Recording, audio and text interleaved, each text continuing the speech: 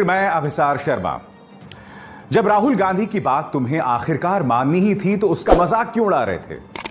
यह शख्स लगातार 12 फरवरी से कह रहा है कि कोरोना संकट एक सुनामी के तौर पर इस देश के सामने उभर कर आने वाला है, मगर उसका पहले आपके मंत्रियों ने मजाक उड़ाया, आप लोगों ने मजाक उड़ाया, अब वो हकीकत के तौर पर सामने है।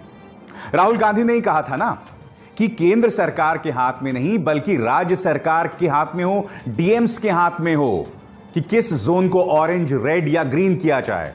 अब आखिरकार लॉकडाउन 4 के नियमों में यह बात साफ हो गई है कि राज्य सरकार को यह एकाधिकार होगा कि वो फैसला करे कि कौन सा जोन रेड हो, कौन सा ग्रीन और कौन सा ऑरेंज। आज हम आपको बताने वाले हैं कि किस तरह से राहुल गांधी की बात को आखिरकार केंद्र सरकार मान रही है। मगर उससे भी बड़ी खबर है, ये दो तस्वीरें आपके सामने। एक तस्वीर, एक ट्रक के अंदर लाशें और घायल दोनों एक साथ। इस ट्रक को ले जाया जा रहा है बोकारो, औरैया से बोकारो। और दूसरी तस्वीर, ये 70 साल का बुजुर्ग अहमदाबाद के सिविल अस्पताल से जो है कोरोना के चलते दाखिल हुआ था, बाद में अस्पताल ने इसे छोड़ दिया और फिर इसकी लाश मिलती है अहमदाबाद के एक बस स्टैंड पर। क्या ये गुजरात मॉडल है? मगर शुरुआत में करना चाहूंगा औरैया वाली खबर से। हम ये सोच रहे थे कि गरीब को इससे ज्यादा जलील और क्या किया जा सकता है अगर लॉकडाउन के लिए उसे सिर्फ 4 घंटे का वक्त दिया गया, मगर नहीं, गरीब को और भी ज्यादा जिल्लत का सामना करना पड़ा जब वो अपने बच्चों के साथ इस तरह से सड़कों पर निकल पड़ा दिल्ली से बिहार की ओर। हम सोच रहे थे इससे ज्यादा जलील गरीब आखिर क्या हो सकता है जब भारतीय जनता पार्टी का प्रचार तंत्र उसकी गुर्बत का, उसकी मजबूरी को स्वीकार करने से ही इनकार कर रहा था। मगर फिर हमारे सामने औरंगाबाद की तस्वीर आती है जहां पटरी पर लेटे हुए मजदूर के ऊपर से ट्रेन निकल जाती है। फिर हमारे सामने औरैया की मिसाल सामने उभर कर आती है जहां पर ट्रक में बैठा यह गरीब मजदूर को कुचला जाता है। मगर अब जो मिसाल सामने उभर कर आई है उसके लिए मेरे पास शब्द नहीं है। यह ट्रक देखा आपने, अब यह तस्वीर देखिए। इस तस्वीर के अंदर यह ट्रक जा रहा है बोकारो, झारखंड के बोकारो। आप जानते हैं इस काले पॉलिथीन में क्या है? लाशें हैं। औरैया में मारे गए मजदूरों की लाशें हैं, 5 लोगों की लाशें हैं। और इन्हीं लाशों के साथ कुछ और मजदूरों को जो कि घायल थे उन्हें रखा गया है, यानी कि घायलों के साथ मजदूरों को भी। उसके बाद क्या होता है कि एक पत्रकार इस खबर को उजागर करते हैं और फिर झारखंड के मुख्यमंत्री का यह ट्वीट सामने उभर कर आता है। यह स्थिति अमानवीय एवं अत्यंत संवेदनहीन है। झारखंड की सीमा में प्रवेश करते ही घायलों का उचित इलाज सुनिश्चित करें, साथ ही मृतकों के पार्थिव को पूरे सम्मान के साथ उनके घर तक पहुंचाने का इंतजाम कर सूचित करें। जैसे ही हेमंत सोरेन का यह ट्वीट सामने उभर कर आता है, उत्तर प्रदेश प्रशासन हरकत में आती है और फिर उसे रोक दिया जाता है प्रयागराज के पास। मगर अगर आपको लग रहा होगा कि उसके बाद उनकी हालत बेहतर होती है, तो नहीं, ऐसा नहीं है। मैं आपको बताना चाहता हूं नवभारत टाइम्स में जो खबर आई थी उसके मुताबिक क्या हुआ। खबर का शीर्षक कह रहा है 5 घंटे तक हाईवे पर खड़े रहे ट्रक। जैसे ही उत्तर प्रदेश प्रशासन को पता चलता है कि ट्रक के अंदर घायल और शव दोनों साथ जा रहे हैं, तो उसके बाद यहां करीब 5 घंटे तक ट्रक खड़े रहे, जिसके बाद वहां एम्बुलेंस पहुंची और शव वाहन पहुंचे। शवों को उसमें शिफ्ट करके भेजा गया। मीडिया रिपोर्ट के अनुसार एक ट्रक के ड्राइवर ने बताया कि शवों से इतनी तेज दुर्गंध आ रही थी कि आगे बैठना भी मुश्किल हो रहा था। बताया जा रहा है कि करीब 17 शवों को 3 ट्रकों में भरकर झारखंड के बोकारो और पश्चिम बंगाल भेजा जा रहा था। इनमें से 12 शव झारखंड भेजे जाने थे। मीडिया रिपोर्ट के अनुसार ट्रकों को प्रयागराज में दिल्ली हावड़ा नेशनल हाईवे पर रोका गया। बताया जा रहा है कि बोकारो जा रहे जिस ट्रक पर 8 शवों के साथ मजदूरों को बिठाए जाने की तस्वीर झारखंड सीएम ने ट्वीट की थी, उसे भी बाकी ट्रकों के साथ NH2 पर रोका गया। पूरी हाईवे को छावनी में तब्दील कर दिया गया और एक तरफ के रास्ते को ब्लॉक कर दिया गया। क्या आप जानते हैं जो शव पड़े हुए थे उनकी इस बात को लेकर भी टेस्टिंग नहीं हुई कि वो कोविड पॉजिटिव हैं या नहीं हैं, कोरोना पॉजिटिव हैं या नहीं हैं, और उनके साथ इन घायल मजदूरों को भेज दिया गया। आप बताइए ना, मैंने कार्यक्रम की शुरुआत में आपने कहा कि हम ये सोच रहे थे कि गरीब को और कितना जलील किया जाएगा। एक के बाद एक इस तरह की मिसालें सामने उभर कर आ रही हैं। शर्म तुमको मगर आती नहीं। वाकई ये अपने आप में रूह कपा देने वाली खबर है कि इस तरह से हमारे गरीबों के साथ किया जा सकता है। एक के बाद एक इस तरह की मिसालें सामने उभर कर आ रही हैं। अब योगी प्रशासन इस बात का जवाब तो नहीं दे रहा है कि घायलों को लाशों के साथ आखिर क्यों भेजा, इस तरह की संवेदनहीनता क्यों, मगर वो इस तरह की सियासत जरूर कर रहे हैं। उसकी एक मिसाल आपके सामने, मुख्यमंत्री कार्यालय ने यह बयान दिया है, इस वैश्विक महामारी के समय कांग्रेस पार्टी द्वारा की जा रही नकारात्मक और ओछी राजनीति की निंदा होनी चाहिए। औरैया में प्रवासी श्रमिकों की मौत के लिए जिम्मेदार एक ट्रक पंजाब से था तथा दूसरा राजस्थान से आया था। यानी कि चूंकि ट्रक राजस्थान और पंजाब से था, लिहाजा मौत की जिम्मेदारी कांग्रेस के ऊपर है। हालांकि योगी सरकार हमें यह नहीं बता रही कि आखिर वो लाशों के साथ जीते जागते इंसानों को एक ट्रक में भेजने का काम क्यों कर रहे थे। अब इस तस्वीर को देखिए, यह बुजुर्ग जो कि अहमदाबाद के एक बस स्टैंड पर पड़ा हुआ है, उसकी लाश पड़ी हुई है। खबर जानते हैं क्या है? अहमदाबाद के सिविल हॉस्पिटल में इन्हें भर्ती कराया गया था। बाद में यह कहा गया कि आप होम क्वारंटीन हो जाएं, कोरोना पॉजिटिव हुए मगर होम क्वारंटीन आपको कर दिया जाए, यानी कि घर के अंदर आप अलहदा हो जाएं। अस्पताल की एक गाड़ी ने इन्हें इस बस स्टॉप पर छोड़ दिया जहां इनकी लाश मिली है। कायदे से अस्पताल को इन्हें घर तक छोड़ के आना चाहिए था, मगर मैं नहीं जानता कि अस्पताल की क्या मजबूरी थी कि इन्हें इस तरह से घर छोड़ दिया गया। मैं आपको बताना चाहता हूं कि क्विंट में यह खबर आई है, उसके मुताबिक डॉक्टर एम प्रभाकर, जो कि officer on duty at Ahmedabad civil hospital हैं, उन्होंने क्या कहा। The patient had very mild symptoms and as per new protocols, he was asked to home quarantine. He was discharged on 14th May. When he was discharged, he was adequately fit. आगे प्रभाकर क्या कहते हैं? अस्पताल का जो परिवहन विभाग है, उन्होंने उन्हें अस्पताल से घर की तरफ ले गए, मगर रास्ता जो था वो पूरी तरह से कंजेस्टेड था, गतिरोध थे उसमें ढेरों, इस वजह से उन्हें बस स्टैंड पर ड्रॉप कर दिया गया। हम ये नहीं जानते कि उनके परिवार को उनके डिस्चार्ज के बारे में सूचित किया गया था या नहीं किया गया था। अब बताइए ना, इन दो तस्वीरों के बारे में आखिर में क्या कहूं। एक तरफ गरीब मजदूरों को, घायल गरीब मजदूरों को लाशों के साथ उत्तर प्रदेश प्रशासन ने औरैया से झारखंड की तरफ रवाना कर दिया। उसके बाद 5 घंटे तक जिस ट्रक में उन्हें भेजा गया था या जिस वाहन में उन्हें भेजा गया था, 5 घंटे तक वो सड़क पर रुकी रही। और क्या आप जानते हैं, एबीपी न्यूज के मोइन खान जब वहां पहुंचे तो पुलिस ने उनके साथ बदतमीजी की। जी हां, मीडिया को भी सच की खबर सामने लाने से रोका गया था। बताइए जवाबदेही किसकी है? और इसके बाद यह तस्वीर, यह बुजुर्ग जो अहमदाबाद के बस स्टॉप पर मृत पाया गया, यानी कि मृत्यु के बाद भी, मौत के बाद भी इन्हें गरिमा प्रदान नहीं की गई। बताइए जिम्मेदारी किसकी है? मैं आपको सुनवाना चाहता हूं कि जिग्नेश मेवाणी, जो कि विधायक हैं गुजरात से, उन्होंने इस घटना के बारे में क्या कहा और किस तरह से उन्होंने गुजरात मॉडल की बखिया उधेड़ दी। सुनिए।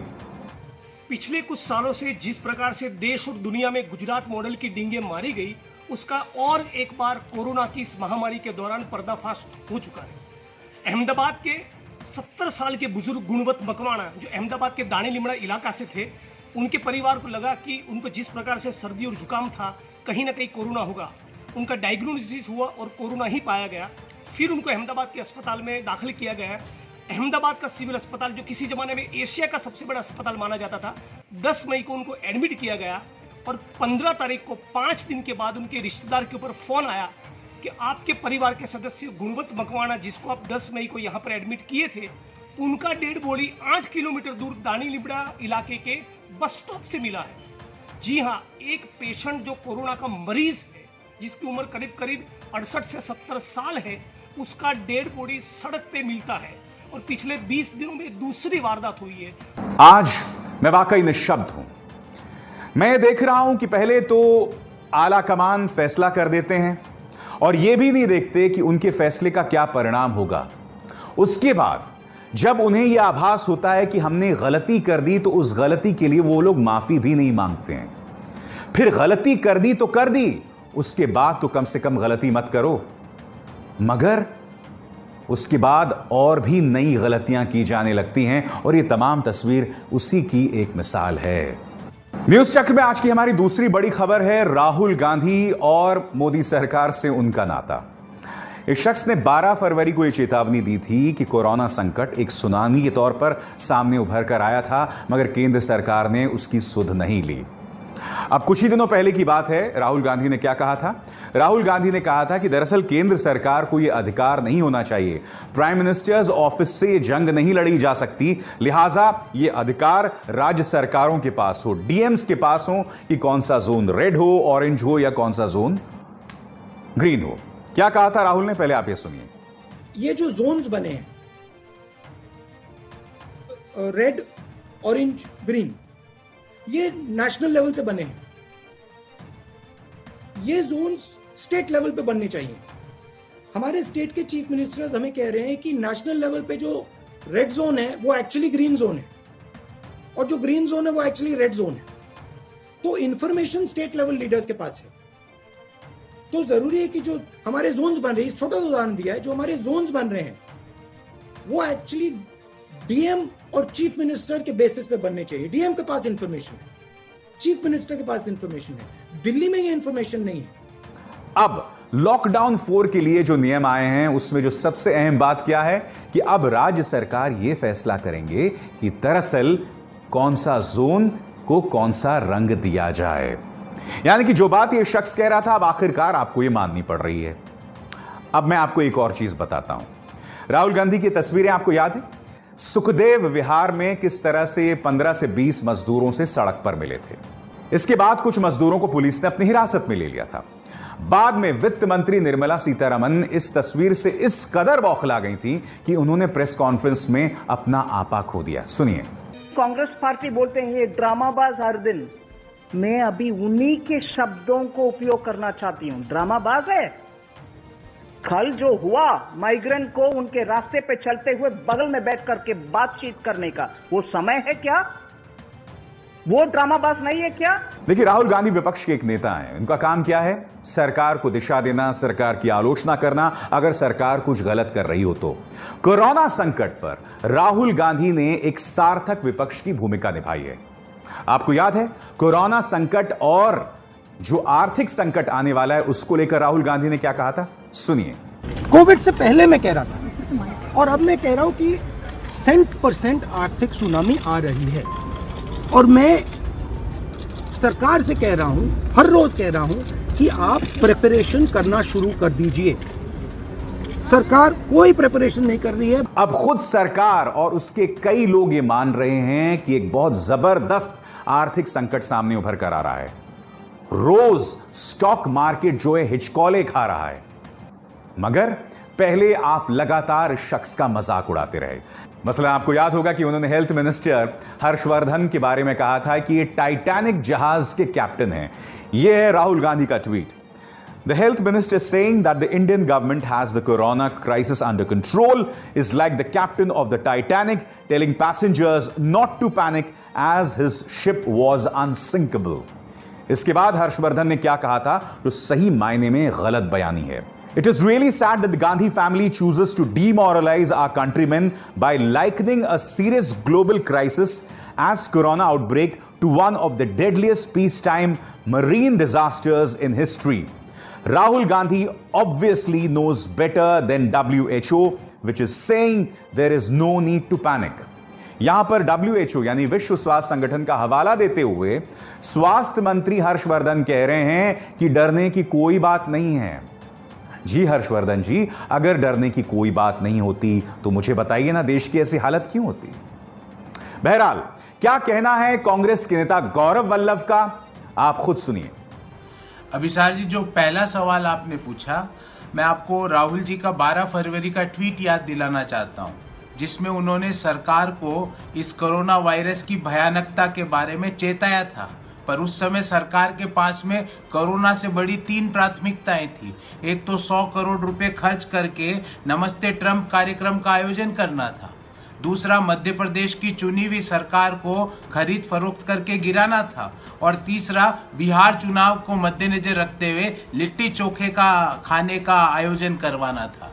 तो सरकार की प्रायोरिटी अलग थी। पर अच्छा है, मैं कहता हूँ राहुल जी की जो 8 मई की जो बात को सरकार ने माना कि भाई जो राज्य सरकार और लोकल लेवल पे रेड, ऑरेंज और ग्रीन का वर्गीकरण की जो राइट्स हैं उनको मिलना चाहिए। क्योंकि हमारा हमेशा से मानना है कि इस लड़ाई को लड़ने के लिए लोकल लेवल पे ही इसे हमें हराना पड़ेगा। हमें एक स्ट्रांग लीडर लोकल लेवल पे चाहिए, भले वो डिस्ट्रिक्ट का डीएम हो, भले राज्य का सीएम हो। इस लड़ाई को हम वहीं हरा सकते हैं, इस लड़ाई को ऊपर लाके हम नहीं हरा सकते। तो ये अच्छा है, माना है, देर आए दुरुस्त है। पर वो 12 फरवरी वाली बात मान लेते तो आज इस भयानकता का जो सामना 1 लाख के आसपास संक्रमण का आंकड़ा पहुंच रहा है वो नहीं देखना पड़ता। तो ये बात तो तय है कि मीडिया जिम्मेदार भूमिका नहीं निभा रही है, मगर कम से कम इस संकट के दौरान सरकार और विपक्ष तो एक साथ आ सकते हैं।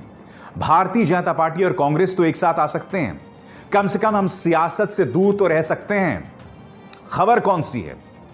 खबर यह है कि कांग्रेस की सरकार, जैसे कि आप जानते हैं, राजस्थान में, और वो 500 बसेस भेज देती है उत्तर प्रदेश की ओर, मगर उत्तर प्रदेश की सीमा पर वहां की सरकार उन बसेस को रोक देती है। कांग्रेस लगातार कह रही है कि इन बसेस को अंदर घुसने की अनुमति दी जाए ताकि जो मजदूर सड़क पर चल रहे हैं उन्हें घर पर पहुंचाया जाए। क्या कह रही हैं प्रियंका गांधी, आप खुद सुनिए। आदरणीय मुख्यमंत्री जी, मैं आपसे निवेदन करना चाहती हूँ, ये राजनीति का समय नहीं है। हमारी बसें बॉर्डर पे खड़ी हैं, हजारों श्रमिक भाई बहन पैदल बगैर खाए पिए दुनिया भर की मुसीबतों को उठाते हुए अपने घर की ओर चल रहे हैं। हमें उनको मदद करने की अनुमति दीजिए, हमारी बसेस को परमिशन दीजिए ताकि हम उनको सही सलामत अपने घर पहुंचा पाए। अब इसके जवाब में सिद्धार्थनाथ सिंह, जो कि कैबिनेट मिनिस्टर हैं, वो क्या कह रहे हैं। कांग्रेस नेता प्रियंका गांधी का 1000 बसें भेजने का सुझाव अप्रासंगिक है। उन्हें बात समझना चाहिए कि प्रवासी उत्तर प्रदेश से बाहर नहीं जा रहे हैं बल्कि अन्य राज्यों से यहां आ रहे हैं। ऐसे में उन्हें जहां से मजदूर आ रहे हैं वहां बस भेजनी चाहिए। उन्होंने कहा कि ज्यादातर प्रवासी मजदूर महाराष्ट्र और पंजाब जैसे कांग्रेस शासित राज्यों से आ रहे हैं, उन्हें यह बसें उन राज्यों में भेजनी चाहिए। बिल्कुल सही कह रहे हैं सिद्धार्थनाथ सिंह, आपको ऐसी बसें पंजाब या महाराष्ट्र भेजनी चाहिए। मगर मैं सिद्धार्थनाथ सिंह से एक सवाल पूछना चाहता हूं, 2 सवाल पूछना चाहता हूं। पहला सवाल, क्या आप यह बात पूरी पुष्टि के साथ कह सकते हैं कि इस वक्त उत्तर प्रदेश की सड़कों पर जो गरीब अपने घर की तरफ चल रहा है उसे घर पहुंचने के लिए तमाम सुविधाएं मौजूद हैं? अगर ये 500 या 1000 बसेस उत्तर प्रदेश के अंदर आ जाती हैं तो इससे उस गरीब मजदूर को मदद मिलेगी ना, जो इस वक्त सड़कों पर चल रहा है, क्योंकि मजदूर तो अब भी सड़कों पर चल रहा है। और दूसरा सवाल, गुजरात से कितने मजदूर उत्तर प्रदेश का रुख कर रहे हैं? सिद्धार्थनाथ सिंह ने क्या इनका इंतजाम किया है? क्योंकि उन मजदूरों से आपने ट्रेन में बैठने के लिए पैसे तो वसूल लिए, मगर जो सड़कों पर चलते हुए आ रहे हैं, क्योंकि आपने हवाला दिया राजस्थान का जहां पर कांग्रेस की सरकार है, आप गुजरात की बात क्यों नहीं करते जहां पर बीजेपी की सरकार है? क्या गुजरात और उत्तर प्रदेश के बीच में तालमेल है? तो मैं बस यही उम्मीद करता हूं कि आप इस सियासत से बचें। और कहीं ना कहीं यह आरोप कांग्रेस पर भी है कि वो इस मौके पर सियासत कर रही है। क्या कह रहे हैं गौरव वल्लभ, आइए सुनते हैं। अभिसार जी, ये सियासत नहीं है, ये कांग्रेस का मजदूरों के कष्ट को समझने की ताकत है। और ये ताकत सरकार के पास नहीं है। अगर होती तो 3.5 घंटे का नोटिस देके 21 दिन का लॉकडाउन नहीं करती। अगर होती तो मजदूरों को अपने घर जाने से 27 मार्च को नहीं रोकती। अगर होती तो उनके लिए ट्रेन और बस की समुचित व्यवस्था करवाती। अगर होती तो मजदूरों से रेल भाड़ा और 50 रुपए का स्पेशल चार्ज लेने का फरमान जारी नहीं करती। आज हमने क्या किया, क्योंकि हम लोगों का कष्ट समझ रहे हैं, हमने क्या किया, हमने कहा कांग्रेस हर मजदूर को सुरक्षित व स्वस्थ अपने घर पहुंचाने के लिए संकल्पित है। हमारी राज्य इकाइयों ने, हमारी डिस्ट्रिक्ट इकाइयों ने जो लोकल लेवल पे मजदूरों के टिकट के रेल भाड़े भारतीय रेलवे को दिए। और अब जब प्रियंका गांधी जी 1000 बसें यूपी में चलाना चाहती है, इसमें क्या गलत है? जब उत्तर प्रदेश और बिहार की सड़कों पर आज भी लाखों की संख्या में लोग अपने बच्चों को सीने से लगाए हुए पैदल चलते जा रहे हैं और हम 1000 बसें चलाना चाहते हैं, तो आपको सियासत दिख रही है। ये सियासत नहीं, आपको अपनी कमी दिखनी